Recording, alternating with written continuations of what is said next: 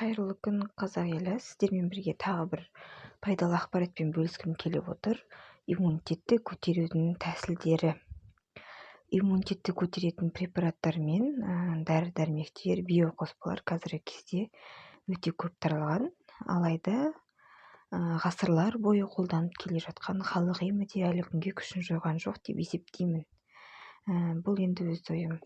Көп адамдар түрлі химиялық өңдеулерден өткен дәрілерден гөрі табиғи өсімдіктердің көмегімен емделгені дұрыс көретіні белгілі. Енді сол иммунитетті көтеруге арналған мынанша емдік тәсілдерді қолданып көріңіздер. Иммунитетті жақсартуға арналған бальзам жасап көріңіз. Ол үшін 500 грамм алоэ жапырағын алып, жуып, кептіріп, тоңазытқышқа 5 күнге қойып қоясыз. Алоэны кем дегенде 3 жылдық болғаны жақсы, емдік қасиеті күшті болады.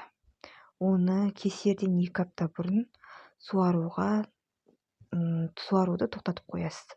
5 күннен кейін алоэ жапырағын тоңазытқыштан алып, шығарып, ет тартқыштан өткізесіз. Тең мөлшерде бал араластырып, 1,5 стакан кагор шарабын қосасыз. Бальзамды күніне 3 рет тамақтанар алдында бір асықтан қабылдау керек. Сол кезде сіздің иммунитетіңіз жақсарып, ауруға төтеп бересіз. Екінші, грек жаңғағы жапырағын тұнба әзірлеп ішуге болады. Ол үшін жаңғақ жапырағының 2 ас қасығын үстінен жарты стакан қайнаған су қойып, термоста 1 күнге тұндырасыз. Стаканның 1/4 бөлігіне күніне 1 рет ішіп жүру керек. Үшінші, емдік шөптердің витаминдерді компот жасап ішуге иммунитет көтеруге пайдасы көп.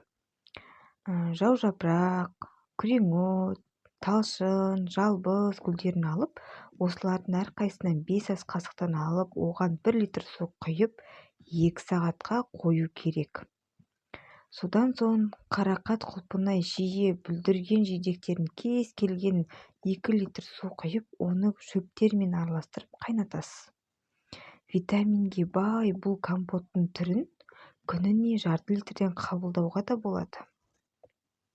Иммунитетті көтеруге витаминді ваннаның да көмегі көп.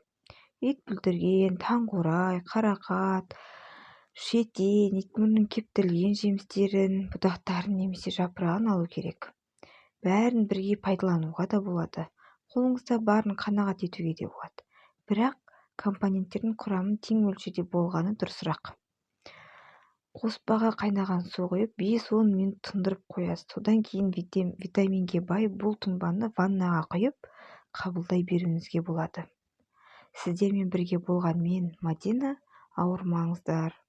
Иммунитеттеріңіз мықты болсын.